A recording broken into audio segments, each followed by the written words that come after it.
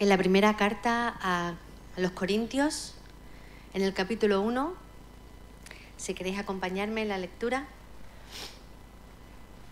Capítulo 1 de la primera carta a los Corintios, versículos 17 al 25. Dice así la palabra del Señor. Pues no me envió Cristo a bautizar, sino a predicar el Evangelio, no con sabiduría de palabras, para que no se haga vana la cruz de Cristo. Porque la palabra de la cruz es locura a los que se pierden, pero a los que se salvan, esto es, a nosotros, es poder de Dios. Pues está escrito, destruiré la sabiduría de los sabios y desecharé el entendimiento de los entendidos. ¿Dónde está el sabio? ¿Dónde está el escriba? ¿Dónde está el disputador de este siglo? ¿No ha enloquecido Dios la sabiduría del mundo? Pues ya que la sabiduría de Dios, el mundo no conoció a Dios mediante la sabiduría, agradó a Dios salvar a los creyentes por la locura de la predicación. Porque los judíos piden señales y los griegos buscan sabiduría, pero nosotros predicamos a Cristo crucificado, para los judíos ciertamente tropezadero y para los gentiles locura, mas para los llamados, así judíos como griegos, Cristo poder de Dios y sabiduría de Dios. Porque lo insensato de Dios es más sabio que los hombres, y lo débil de Dios es más fuerte que los hombres. Hasta aquí la palabra del Señor.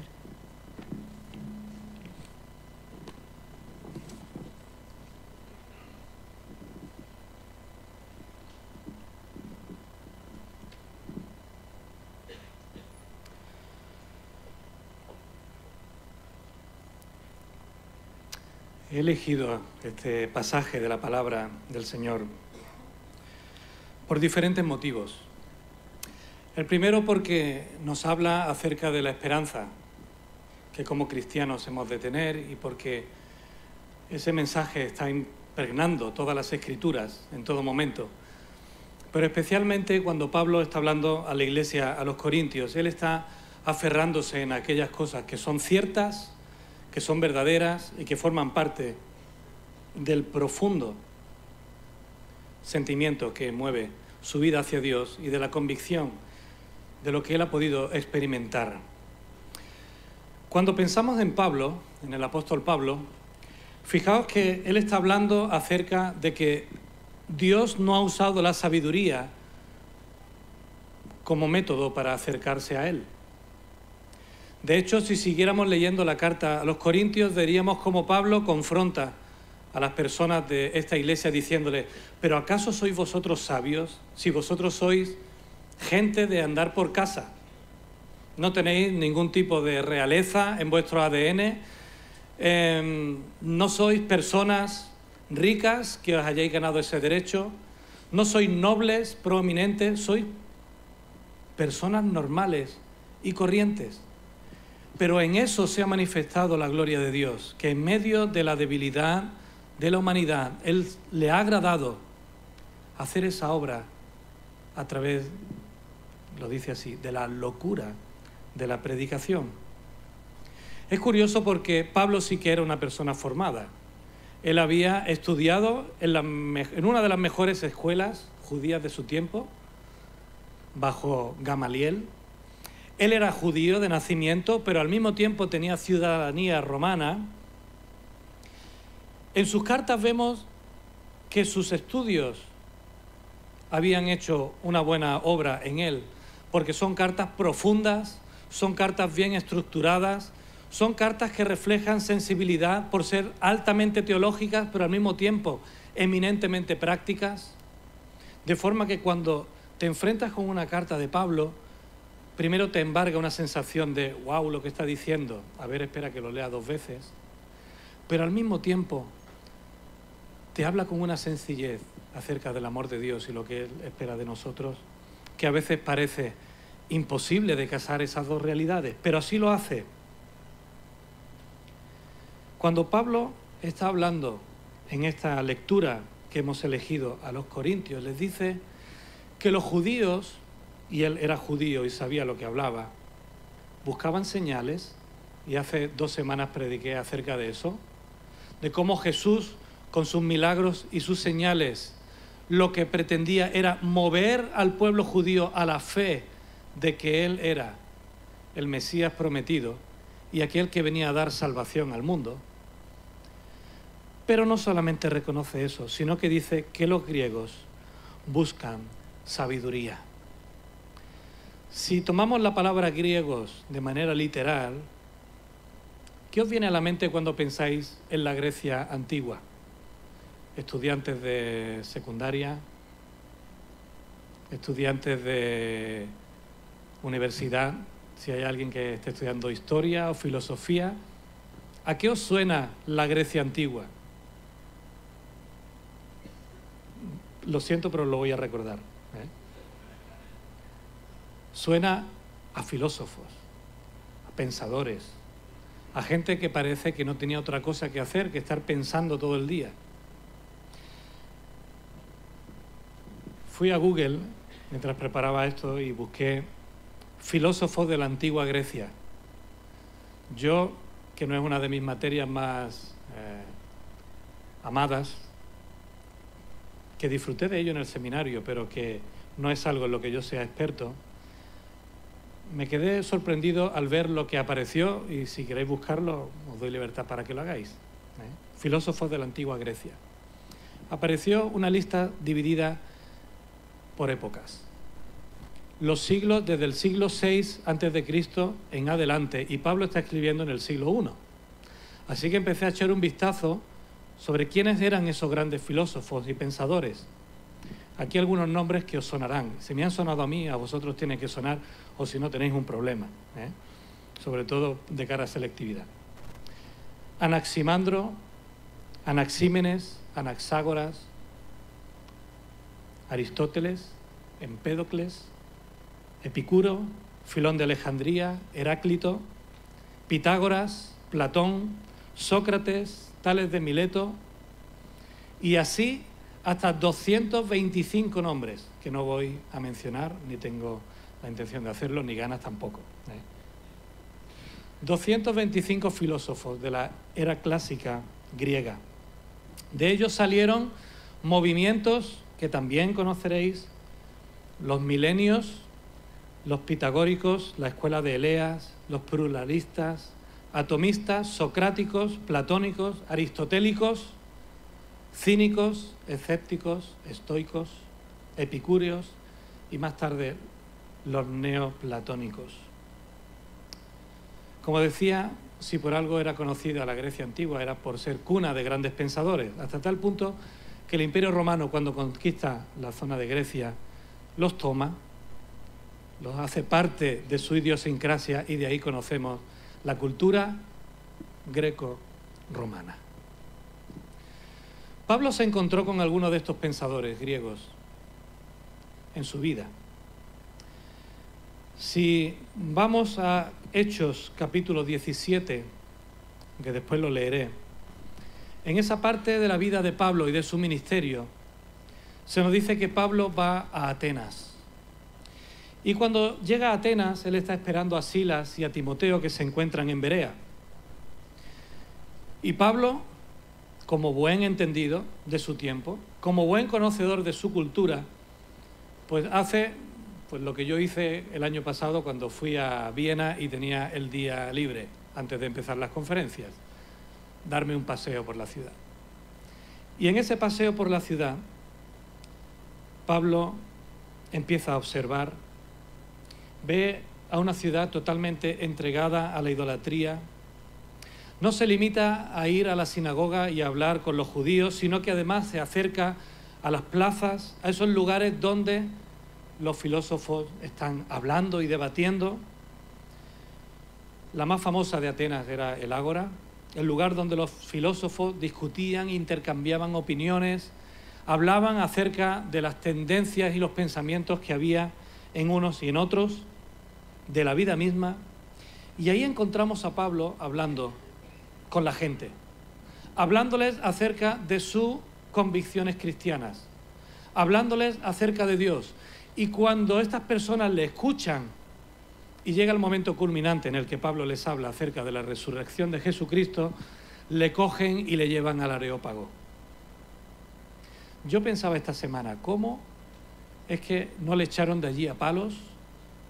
¿Cómo es que no le echan allí y le toman por loco, sino que le llevan al Areópago, al lugar donde tenía el encuentro los ancianos de la ciudad, los filósofos, los pensadores y, digamos, la alta clase de la sociedad puesta para regir la vida del pueblo y también el pensamiento?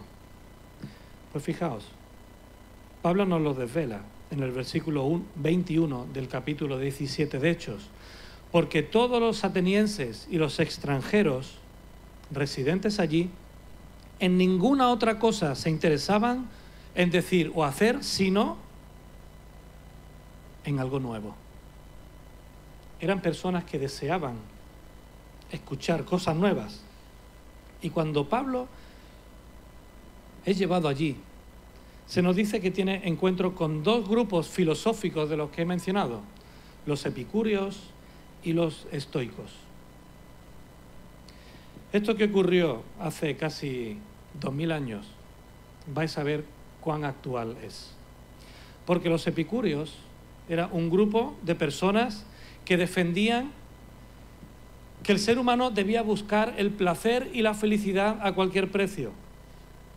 Y que al conseguirlo, ahí tendrían el equilibrio del disfrute de los placeres. De algunos de ellos salieron frases como: vivamos, comamos, bebamos, porque mañana moriremos. Hagamos de la vida el centro del placer máximo, en buscar la felicidad sobre todas las cosas. Pero después estaban los estoicos. Hoy conocemos la palabra estoicismo, que viene de ahí, aunque un poco distorsionada, porque ellos sostenían, sí es verdad, que había un orden que regía todo el universo, que ese orden hace que las cosas sean como son y que no tenemos nada que podamos hacer al respecto, el determinismo. Todo está escrito y yo no puedo hacer nada por cambiar mi destino. ¿Os suena eso? Pero, para un estoico, el sabio es aquel que sencillamente se calla y acepta todo lo que le viene. El dolor, por ejemplo, o cualquier otra circunstancia en la vida.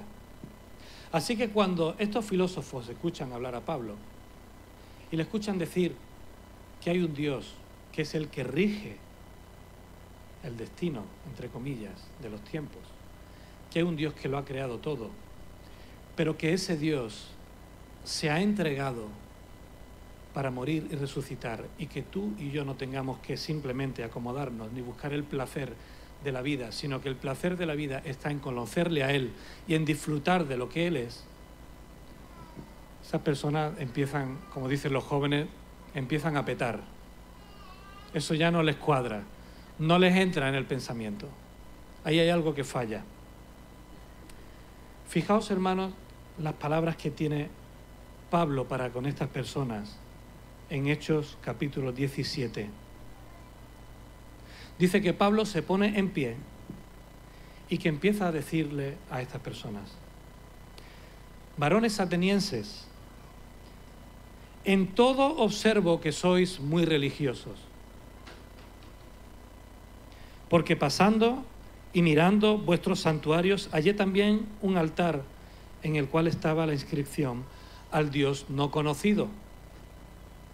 Al que vosotros adoráis, pues sin conocerle, es a quien yo os anuncio. El Dios que hizo el mundo y todas las cosas que en él hay, siendo Señor del cielo y de la tierra, no habita en templos hechos con manos humanas, ni es honrado por manos de hombres, como si necesitase de algo, pues Él es quien da a todos vida y aliento y todas las cosas. ¿Creéis eso? ¿Que Él es el que nos da vida, aliento y todas las cosas? De una misma sangre ha hecho todo linaje de los hombres, para que habiten también sobre la faz de la tierra. Pablo está hablándoles de la creación del mundo y del ser humano, y les ha prefijado el orden de los tiempos y el límite de sus habitaciones, para que busquen a Dios, si en alguna manera palpando puedan hallarle, aunque ciertamente no está lejos de cada uno de nosotros. Porque en Él vivimos y nos movemos y somos. Como algunos de vuestros propios poetas también han dicho, porque linaje suyo somos. Siendo pues linaje de Dios, no debemos pensar que la divinidad sea semejante a oro o plata o piedra esculpida de arte y de imaginación de hombres. Pero Dios, y aquí viene el mensaje que trastorna sus pensamientos, pero Dios, habiendo pasado por alto los tiempos de esta ignorancia, ahora manda que todos los hombres se arrepientan, por cuanto ha establecido un día en el cual juzgará al mundo con justicia, por aquel varón a quien designó, dando fe a todos con haberle levantado de los muertos. Y aquí ya no pueden aguantarlo. Cuando oyeron lo de la resurrección de los muertos, unos se burlaban y otros decían: ya te oiremos acerca de esto otra vez. Dice, no obstante, la palabra que Pablo salió de en medio de ellos y que hubo personas que creyeron en él.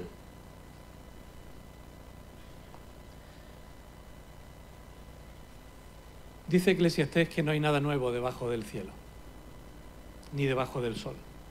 Y cuando yo veía y volvía a leer este pasaje de la Escritura esta semana, pensaba, ¿sería posible que Pablo estuviera diciendo este mensaje hoy día, 18 de febrero de 2018, y que no cambiara absolutamente nada, ni el pensar de la audiencia, ni el sentir de la audiencia, ni la necesidad de la audiencia? Fijaos que cuando Pablo estaba hablando a los corintios, les dijo que el mensaje de Dios es locura para todo aquel que intenta acercarse a Dios a través de la sabiduría, para todo aquel que busca entender al pie de la letra absolutamente todo acerca de Dios. Ya el profeta Isaías habló diciendo que Dios no tiene un pensamiento como el nuestro, que es mucho más elevado que el nuestro. Pero fijaos cómo aquí en el pasaje de Pablo, Cristo representa todo lo que Pablo anhela y habla a los atenienses y a todos los que estamos aquí en esta mañana acerca de Dios. Este fin de semana hemos colocado los nombres de Jesús sobre los cuales hemos estado predicando en estas semanas atrás. Y cuando miramos ahí y vemos a Jesús y le vemos como el buen pastor, justo debajo, Emmanuel, Dios con nosotros. El Logos, la palabra de Dios, el pan de vida, la luz del mundo, el príncipe de paz.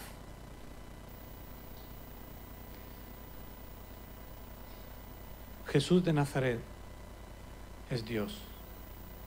Dios es Jesús de Nazaret. Y cuando queremos descubrir quién es Dios, tenemos que descubrir quién es Jesús.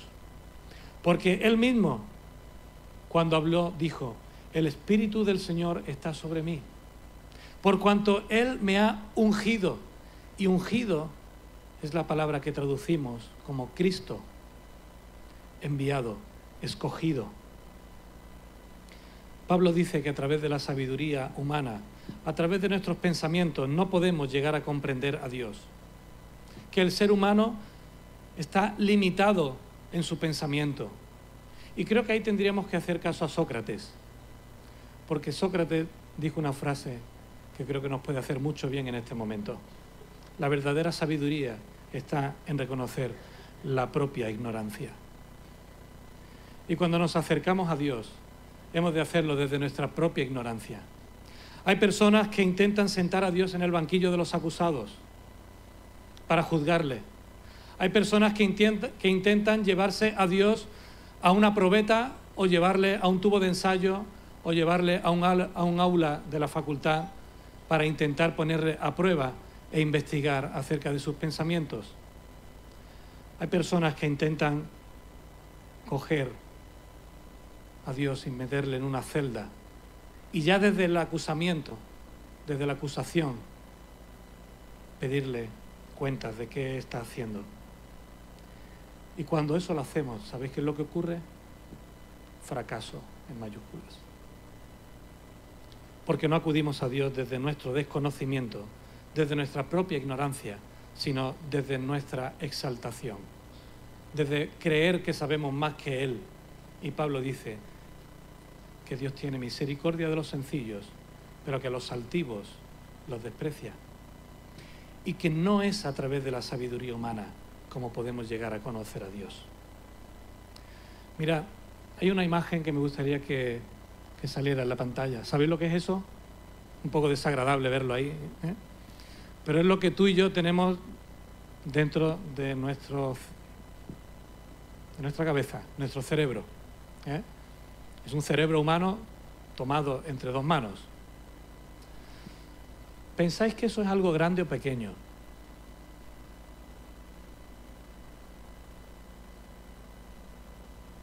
Algunos ya saben que puede ser una pregunta trampa, ¿eh? Hermanos, yo creo que es algo extremadamente grande. Porque ahí está la esencia de lo que Dios hizo en la creación, poner su imagen y semejanza en nosotros. Ahí está la esencia de lo que nos distingue del resto de la creación de Dios. Yo me asombro cada vez que intento acercarme un poco al conocimiento del cerebro y llega un momento en el que paro y digo, ya no más. Pero fijaos, porque he sacado algunos datos para ilustrar por qué pienso que el cerebro humano es algo extremadamente grande. Lo vais a ir leyendo. El cerebro humano es el que rige nuestros pensamientos, sentimientos, que controla absolutamente todo lo que hacemos. Pero fijaos, tiene alrededor de 86.000 millones de neuronas. Si las pusiéramos una junto a otra, ¿sabéis cuánto ocuparían? ¿Qué distancia tendría esa cadena que se va formando de 86.000 millones de hormonas? Aproximadamente 1.000 kilómetros. Distancia de aquí a Pontevedra para pasar, de aquí a París o de aquí a Gibraltar. En línea recta, un solo cerebro humano, más de 1.000 kilómetros. 160.000 kilómetros de vasos sanguíneos. Esos son 4 veces la vuelta a la Tierra. Se producen alrededor de 100.000 reacciones químicas en un solo segundo. Pasan 200 milisegundos desde que una idea surge en nuestra cabeza hasta que podemos articularla con palabras. Está continuamente produciendo electricidad. Dice algún estudio que he consultado que si por la mañana cuando nos despertamos cogiéramos toda esa energía y la canalizáramos, encenderíamos una lámpara con la electricidad que se está produciendo en nuestro cerebro. No lo intentéis, ¿eh? Tiene aproximadamente la capacidad de 1 petabyte. Eso es 1 millón de gigas, o el equivalente a 1.000 discos duros de 1 terabyte. Y los ordenadores más potentes que hay hoy en día necesitarían entre 20 y 40 minutos para hacer lo que nuestro cerebro hace solamente en 1 minuto. ¿Os parece grande o os parece pequeño el milagro de nuestro cerebro? Grande, ¿verdad? Pues mirad, esas neuronas que tenemos todavía no han sido capaces los investigadores de ponerlas en orden, clasificarlas y de hacer un inventario para saber cómo funciona cada una y para qué sirve cada una. El cerebro humano, con lo grande que es, ha sido creado por alguien que es más grande todavía. Mi mujer no puede entender cómo me gusta tanto el fútbol. Esta mañana me lo volví a decir otra vez. ¿Podremos llegar a entender a Dios en su plenitud? ¿Puede ser nuestra inteligencia el paso previo a conocer a Dios?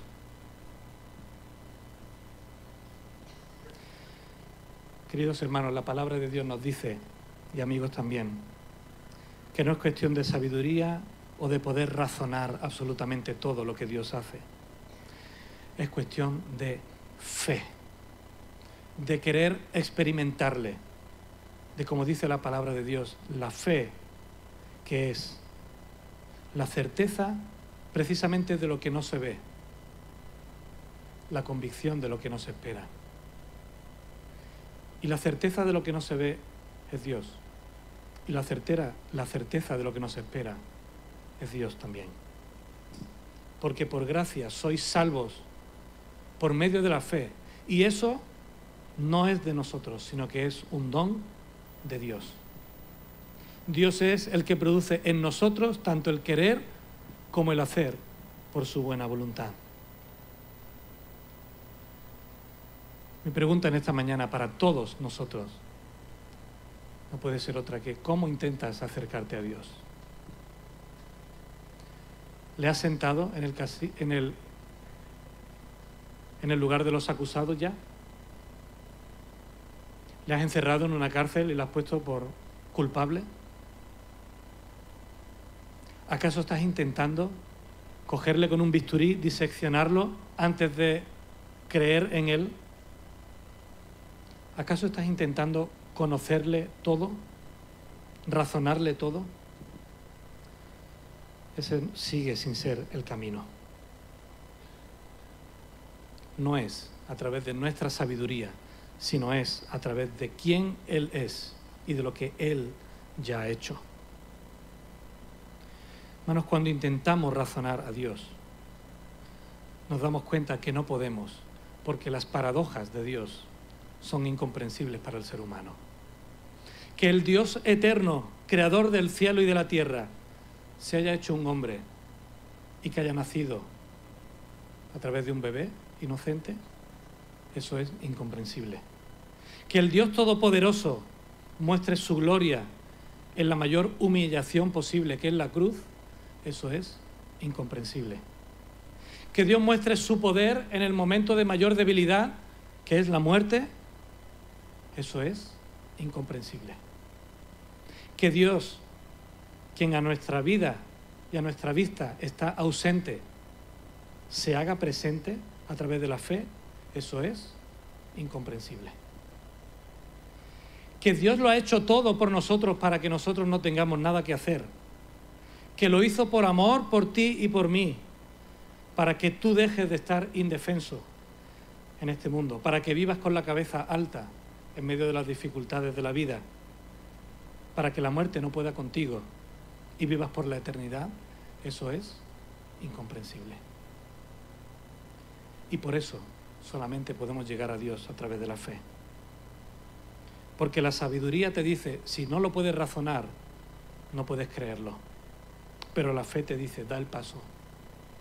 Entrégate a Dios. Arrepiéntete de tus pecados.